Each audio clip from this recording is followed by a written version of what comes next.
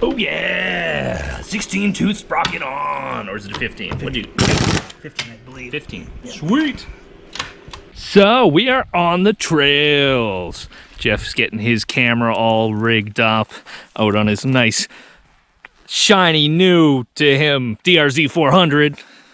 And I'm rocking the Kawasaki KLX 300 today. Sorry, V-Strom fans.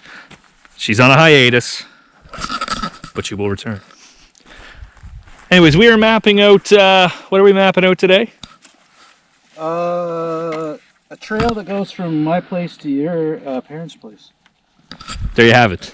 Huh? Now you'll know exactly where Jeff and I both live. Oh, so sexy! Sexy DRZ 400! Oh yeah!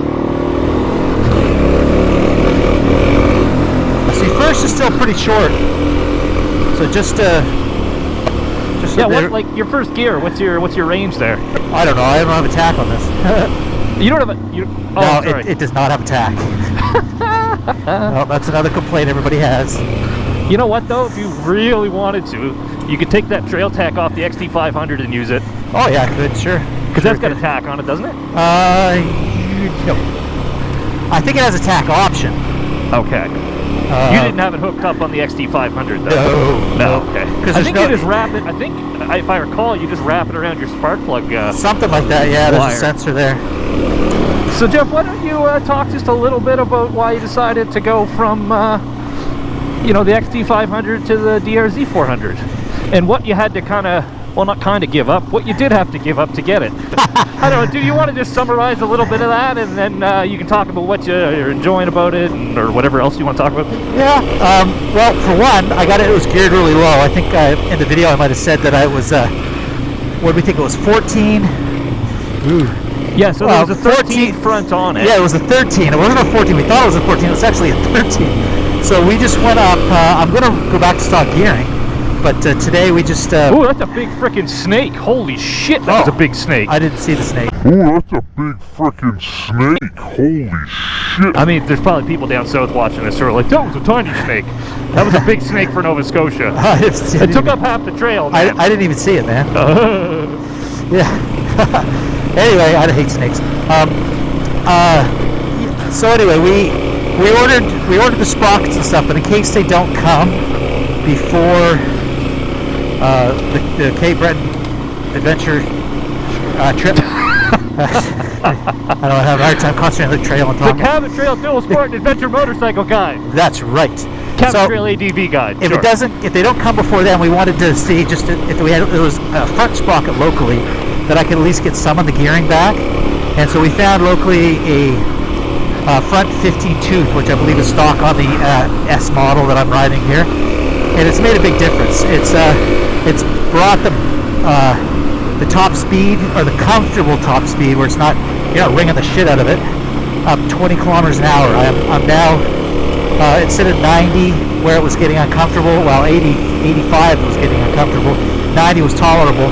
Now 100 is pretty tolerable, and 110's not terrible. So I think with the rear sprocket change, we should be good. And honestly, I don't feel like it hurt the bottom end power box. I still got more than I need. You son of a bitch. Yeah. Oh. Shit. Bad line there. I didn't see that coming. So we'll see how that goes. But big shitbag. Yeah, so I know I said that, you know, the XT's not going anywhere, and for the short term it's not. Like, I am going to be jonesing for a vintage road bike. So, number 9. I don't know where that goes. But the arrow says this way, so let's go this way and see where it pops out. Copy that. Then we'll come back and go that way someday. So the XT's not going anywhere in the short term. It'll still have some off-road riding videos. We're still going to kind of, you know, use it like it's supposed to be used. I think I said in the video that it's visually I'm going to try to give it back to more of a 70s vintage feel instead of the modernizations that I've done to it. Yeah, yeah. Because it was filling a role for me, right? Like, it was my primary off-road bike. And it worked well when it worked. Yeah, and it did. It was still, like, I can't, as cool as this bike is, and I was saying to Colin before we turned the cameras on, like, there was a point where we were kind of a steep hill, and I had to downshift with this, even with the gearing, the low gearing. The XT would have tractored up that hill, even in second gear. It still would have tractored. So it just has a lot of low end grunt, but the throttle response on it is very sluggish. They were a little sluggish stock with the carburetor that comes on at the VM32S from Makuni. They had a dead spot right off the throttle, and I haven't got that all the way out of it with the jetting that I've gone with. You're pretty close. But it's pretty good. It's not bad. It certainly doesn't fall on its face, but it certainly is as responsive as this is. And I mean, this is still carbureted, right? Like this isn't even fuel injected.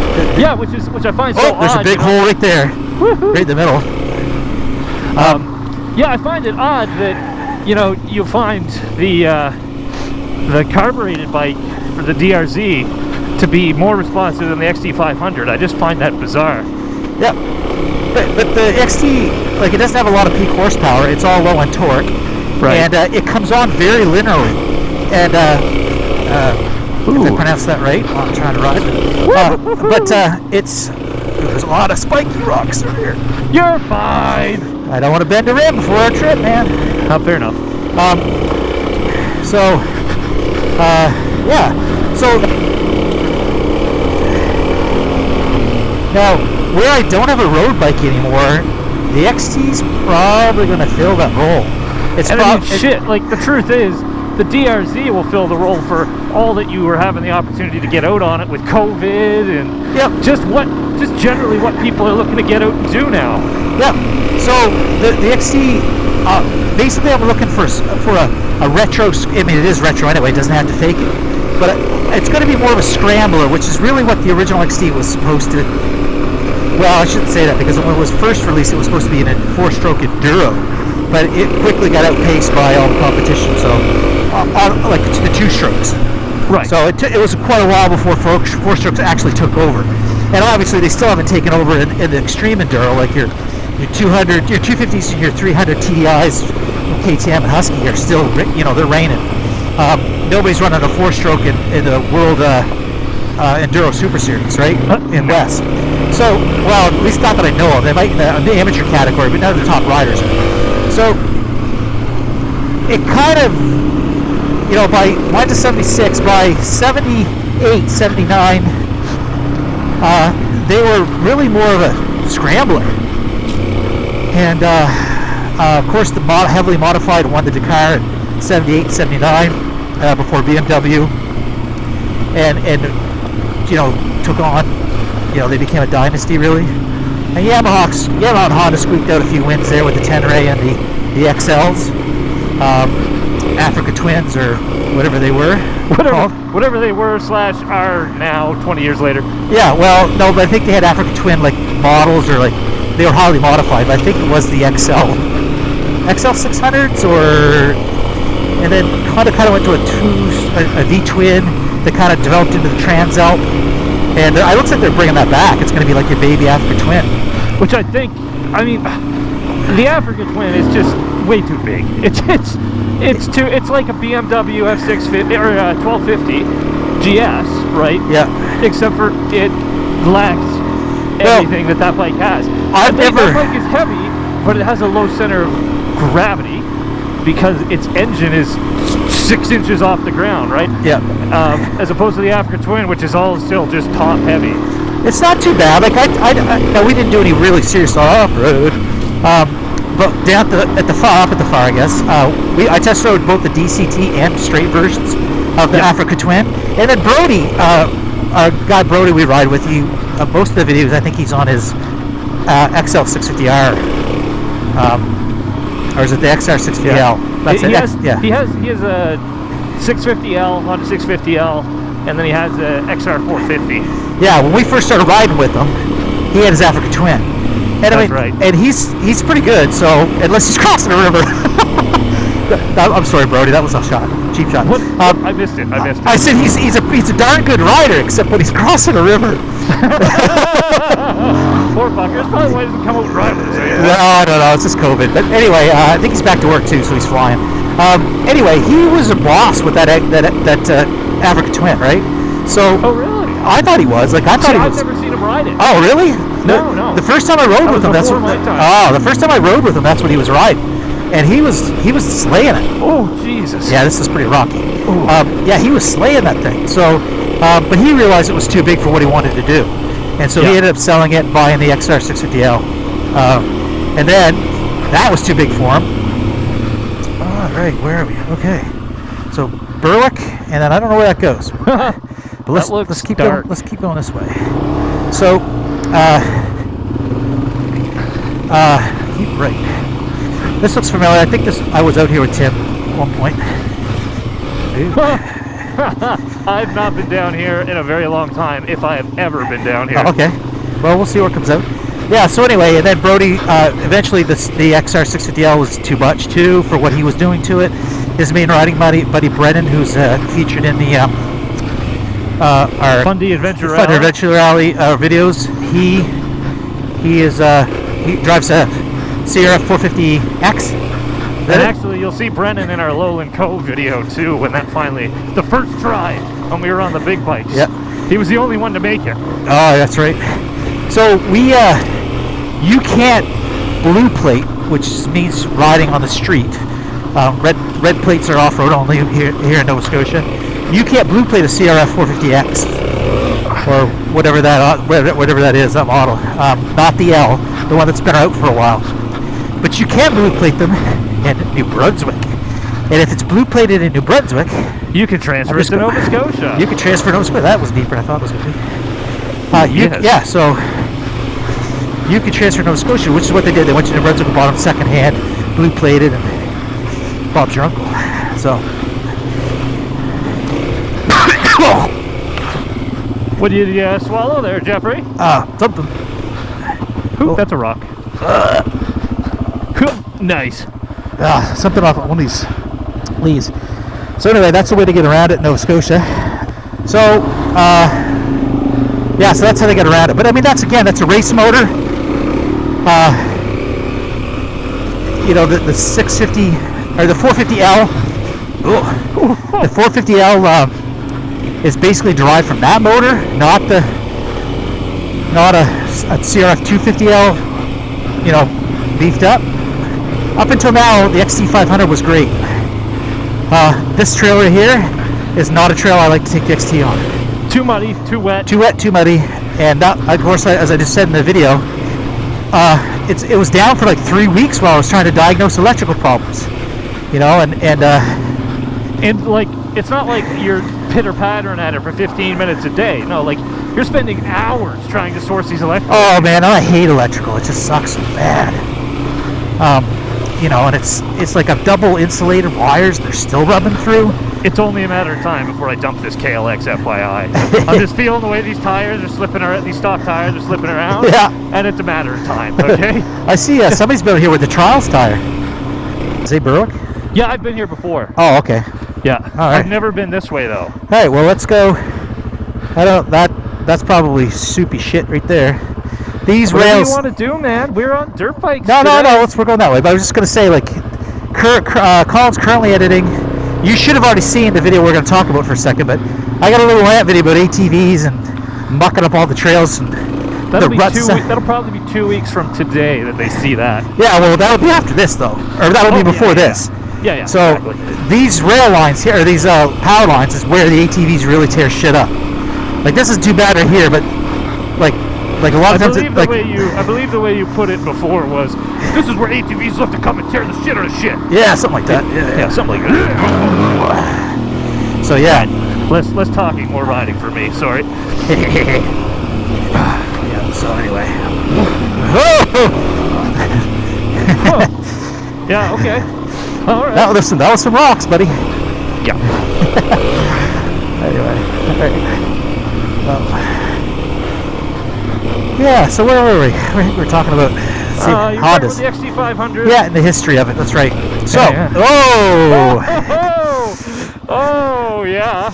yeah. Okay. Logs and rocks and mud. They're like, oh, why don't you ride the V-Strom anymore? I don't know, because I'm a lot less likely to die on sections like that. No, Yeah. and it's just been down. It's just been down.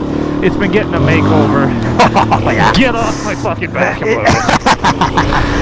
It's coming, boys. It's coming. I don't know. Well, I don't know if we're gonna trash on this stuff, but it'll still. Shit, man, it looks like a rally bike now. This is what it's meant for. It's gonna get some trash. Oh yeah. Yeah, and the XT will still be up too. Like I said, it's just going to be the less frequent because I can spend more time cleaning it up in between rides and making sure the electrical's working and all that good shit. But as far as like the electrical ignition, like it's been running like a champ. Now, when I got the cover off it during this maintenance period, the stator cover was just. It had water in there. It was corroding the aluminum. There was aluminum powder, white aluminum powder in the water. Ew. There was sand, like really, really fine sand. How is it getting in there but not getting out? That's what I'm confused about. It must be leaking around the top, and but the gasket is sealing on the bottom is the only thing I can think of. So this time it didn't just get. I didn't go buy a new gasket. I said screw it. I'm up. The gasket did rip getting it off. I said, screw it. I mean, the gasket obviously didn't do anything last time. Yeah, man, just use some gasket maker. And that's what I did. I left the gasket on there. I mean, I meshed it back together where it was ripped. I lined it up pretty good, made sure everything was good, and then I smeared the old silicone all over it. You know, because I put a little bit of grease on it last time because that kind of helps the gasket seal well. And maybe the mating surfaces, like the covers are warped a little bit, or it needs to be what they call decking, where a machine shop, like you don't need to deck with a machine shop, but they can do it. But you can just take a piece of plate glass, glue some 220 wet dry to it, and then just rub the cover edges over it. Just really smooth it up. Yeah, smooth it up and level it down so that it seals on the gasket. But like planing. Yeah, like planing. But I didn't really. Yeah, it just got silicone. Fuck it. So we'll see how next time I pull it off. We'll see how it goes. I'm sitting down too much.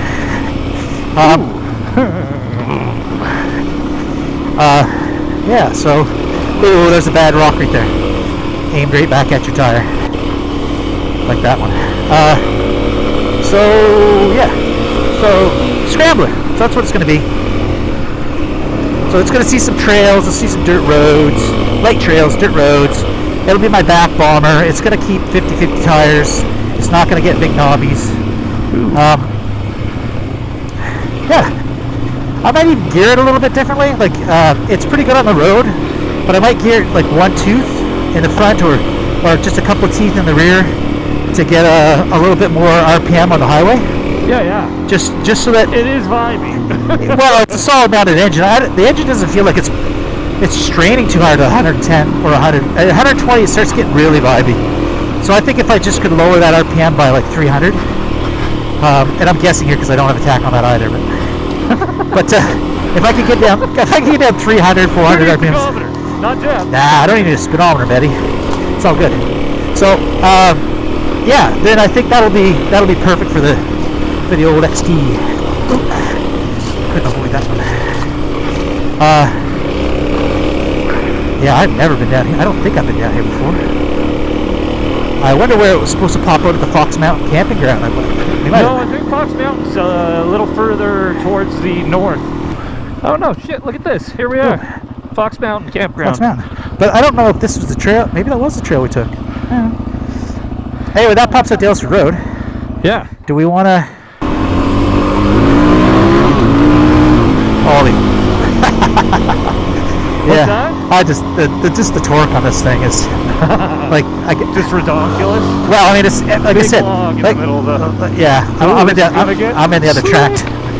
I hate those muddy tracks like that. Yeah.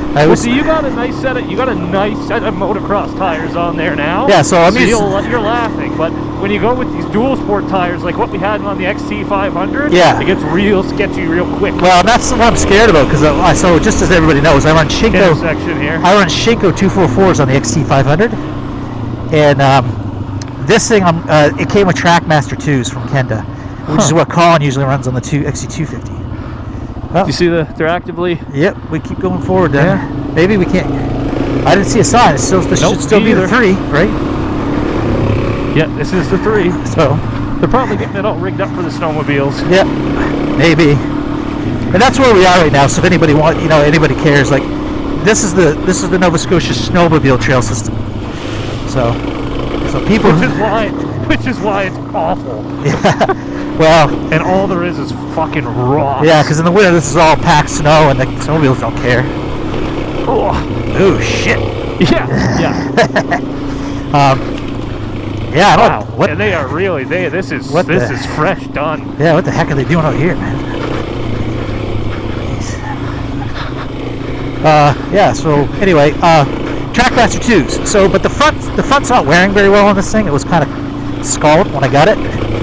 So I don't know. Yeah, had a nice bounce going down the road. Well, I think the guy that I bought it from, and the guy before that, based on the anodized bling and shit, was probably using it primarily as a supermoto, right? Like I don't think they were doing any trail ride much. I think they were, commuting in the city and bouncing around, which begs to, was just in stark contrast with the fact that it had Trackmaster 2s on, right? Yeah. So the Shinkos may stay on the XT because I find the road performance is pretty good on them. I certainly won't be going to anything more aggressive off-road on the XT from now on. I've got a set of I have a set of what was I saying? A set of IMS, is that it? Dualsport tires? Yeah, they look more like the Shinkos. They look more like a 50/50 tire. And I'm just putting them on this, I think, because I got them and they're free.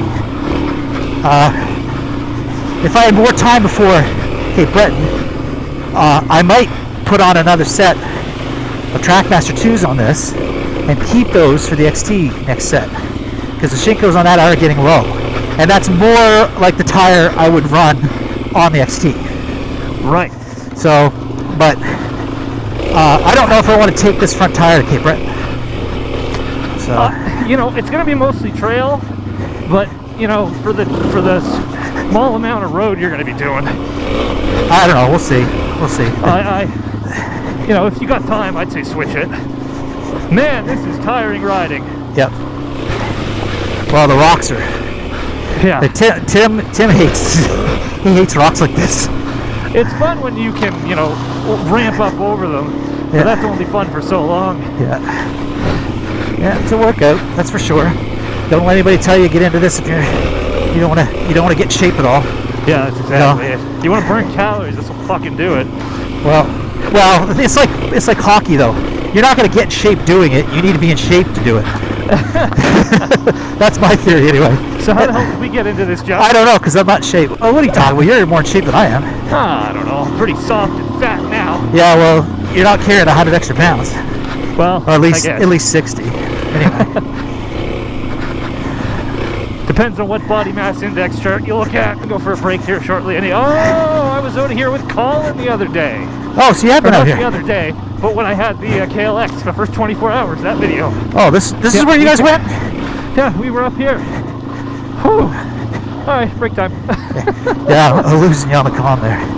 You're breaking up. All right, so did you do this exact trail? Yeah, we did that exact trail.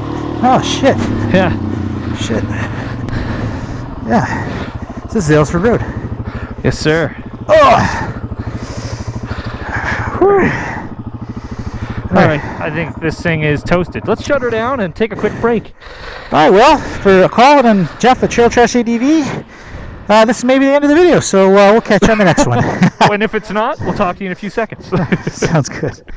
Yeah, so I guess this wasn't the end of the video. I got a little more here. Okay, the GoPro's out of commission for a bit, but... So you think of what, left wheel track? Or are you going to take the right? It looks fairly rocky, though. Should be able to get through her. All right. You, oh, yeah, I want you to get first. You go right ahead.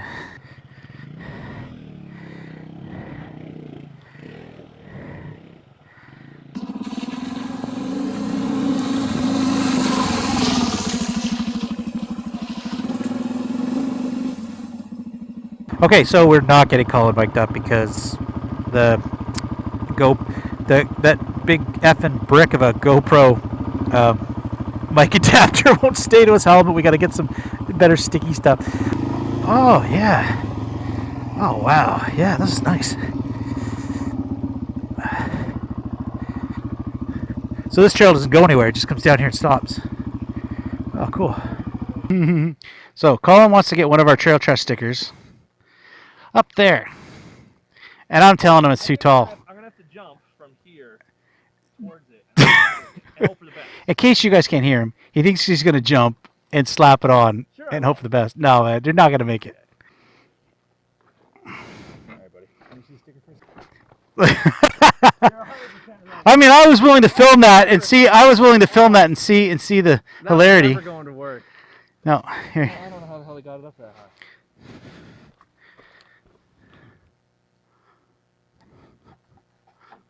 There. We just defaced a public provincial government sign. But we're gonna take our garbage with us. That's right. So, once again, for Jeff and Colin, Trail Trash ADV, we will catch you on the next video.